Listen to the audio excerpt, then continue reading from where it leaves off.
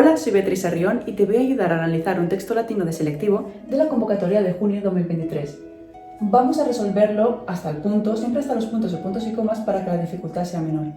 Una vez sepamos hasta dónde vamos a analizar y traducir, buscaremos primero los verbos reliquerat y pervenit.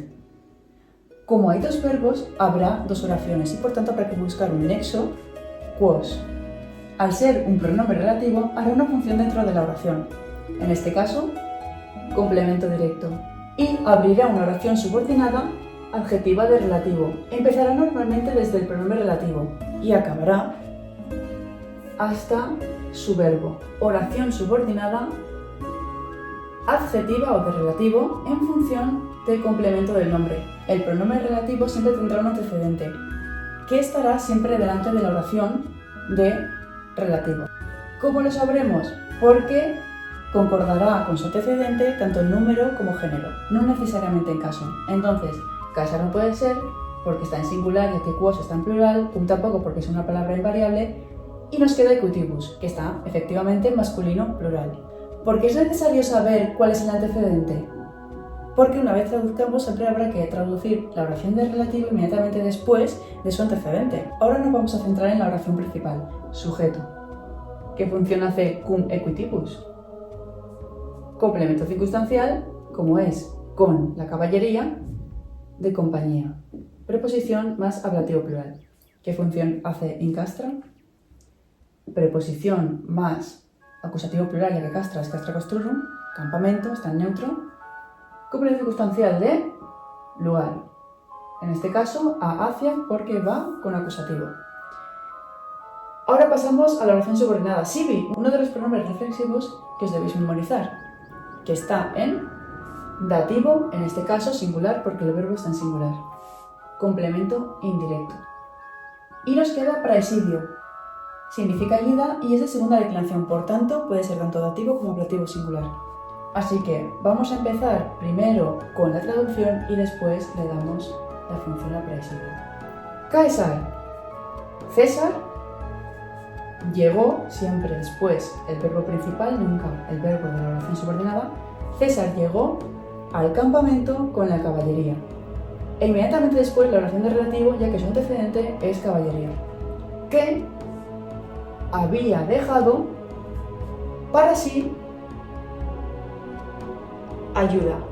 Así que la preposición que nos quedaría bien sería para su ayuda. Como la preposición es para y praesidio responde al verbo con la pregunta ¿para qué?, entonces es un complemento circunstancial de finalidad. Pasamos a la siguiente, hasta el punto y coma. ¿Qué verbos tenemos? Fuerat, erat, interruptus, refectus.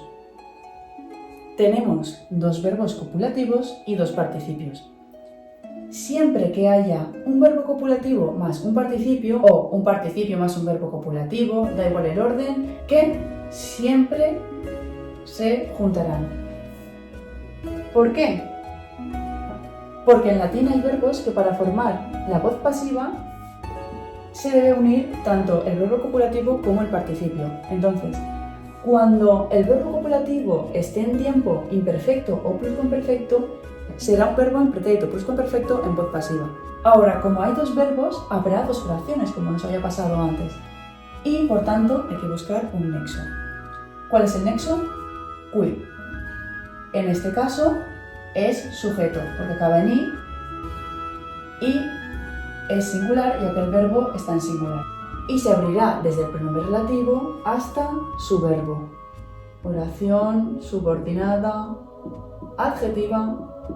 Ahora hay que buscar su antecedente. ¿Cuál es su antecedente? Pons es la única palabra que está delante de la oración subordinada, además de que coincide también en género y número, singular masculino. Paene es un adverbio que significa casi, entonces complemento circunstancial de cantidad. Y nos queda tempestate, que como es de tercera declinación, está en caso ablativo. Hay que tener en cuenta que siempre que tengamos un verbo en voz pasiva, podría haber un complemento agente. ¿Y cómo se forman los complementos agentes? Siempre con la preposición a o ab más ablativo, que designe persona o animal, o ablativo sin preposición que designe un ser inanimado. ¿Podría ser tempestad de complemento agente? Podría ser. Si queréis lo podemos intuir cuando intentemos traducirlo. Pons, el puente, y ahora en lugar de traducir el verbo como habíamos hecho en la oración anterior, traducimos primero la oración de relativo, ya que el antecedente de qui es pons. El puente que había sido interrumpido o cortado, tempestate. Por la tempestad efectivamente es un complemento agente. Casi había sido rehecho. Y ahora está el punto. ¿Qué verbos tenemos? Use it y perfici. Perfici, al tener la raíz de tema de presente y acabar en i, es un infinitivo. Siempre que tengamos un infinitivo, habrá una oración subordinada sustantiva de infinitivo, en función de, siempre dependiendo del verbo principal. Entonces, acabará hasta el infinitivo, porque nunca puede estar el verbo principal dentro de la subordinada. ¿Y dónde empieza la oración subordinada de infinitivo? Desde ung. ¿Por qué? Porque ung está en acusativo. Use it es un verbo transitivo, es decir, que puede tener un complemento directo. Entonces, la oración subordinada sustantiva de infinitivo ya hará la función de complemento directo. No podrá tener un complemento directo fuera de la oración subordinada. Entonces, ung, ¿qué función hace? Es función de sujeto, ya que los sujetos dentro de las oraciones subordinadas de infinitivo siempre están en caso acusativo. Y nos queda noctu, noche, ablativo, así que completo circunstancial de tiempo. Mandó, y ahora como el infinitivo no tiene el mismo sujeto que el verbo principal, se inserta en la traducción un que después de traducir el verbo principal. Es decir, mandó que, y ahora el sujeto del infinitivo, este fuera terminado por la noche. Y por último todo lo demás. ¿Qué verbos tenemos? Cognita y reliquit. Cognita es un participio, porque su raíz pertenece al tema de supino. ¿Qué tipo de participio es cognita? Podría ser o concertado o absoluto, pero concertado no es porque debería concertar, como su propio nombre indica, con una palabra que va adelante, tanto en número género como en caso. No como el pronombre relativo que solo concerta con su antecedente en número y género, no necesariamente en caso. Así que no podría concertar con ipse porque ipse está en nominativo singular masculino y cognita, en el caso de que estuviera en nominativo, sería nominativo singular femenino. Así que el participio es absoluto. Como es absoluto, está en caso ablativo y debemos buscar un sujeto también en caso ablativo. ¿Dónde podría haber un sujeto en caso ablativo? Natura. Siempre que tengamos un participio, habrá también una oración de participio. ¿Y desde dónde empieza hasta dónde acaba? Este caso es fácil porque está indicado mediante comas.